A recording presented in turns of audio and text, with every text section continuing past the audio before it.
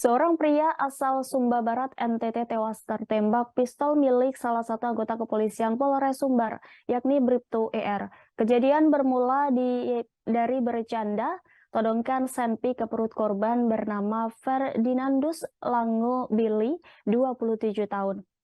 Kombes Pol Arya Sandi, Kabid Humas Polda NTT mengungkapkan, insiden ini terjadi pada Sabtu 7 Januari 2023. Arya Sandi mengatakan kejadian bermula saat Bribtu ER bercanda dengan Ferdinandus.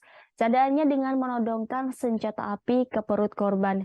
Namun, senpi tersebut justru meletus hingga perut korban tertembus peluru. Kasus ini diduga karena unsur kelalaian atau ketidaksengajaan. Korban sempat mendapatkan pertolongan pertama di rumah sakit namun nyawanya tak tertolong. Berawal candaan, kini Bribtu ER dilakukan penahanan. Sementara barang bukti pistol juga telah diamankan di Mapolres Sumba Barat. Kompol Ibrahim selaku Wakapolres Sumba Barat pun turut untuk meminta maaf kepada keluarga korban atas kelalaian anggotanya.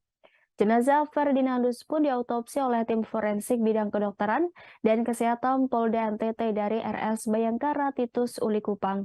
Sementara itu, Kabid Humas Polda NTT Komisaris Besar Polisi Arya Sandi mengatakan bahwa pihaknya sudah memeriksa sejumlah saksi. Ia menyebut ada beberapa keterangan saksi yang berubah. Arya Sandi mengatakan berdasarkan keterangan saksi, korban yang mengacungkan pisau ke Bribtu ER. Hal itu tidak benar. Para saksi lanjut, Arya Sandi sebelumnya berbohong dan menyebutkan Ferdinandus sempat menodongkan pisau ke Bribtu ER. Namun ketika diperiksa intensif, para saksi mengaku dan menceritakan kronologi yang sebenarnya. Arya Sandi pun menuturkan kronologi kasus tersebut berawal pada 6 Januari, sekira pukul 22 waktu Indonesia Tengah.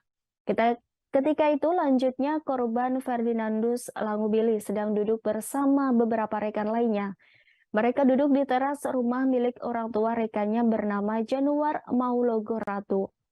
Korban dan rekannya berkumpul untuk merayakan ulang tahun Januar Maulogo Ratu Jaga. Kemudian pada Sabtu 7 Januari sekira pukul 00.15 waktu Indonesia Tengah, korban Ferdinandus mengangkat telepon selulernya sambil bercermin. Melihat itu, pelaku lalu mengambil senjata api jenis pistol HS-9 sambil mengarahkan larasnya ke perut korban. Senjata itu meledak sebanyak 1 kali dan mengenai perut bagian kanan korban. Terima kasih sudah nonton. Jangan lupa like, subscribe, dan share ya.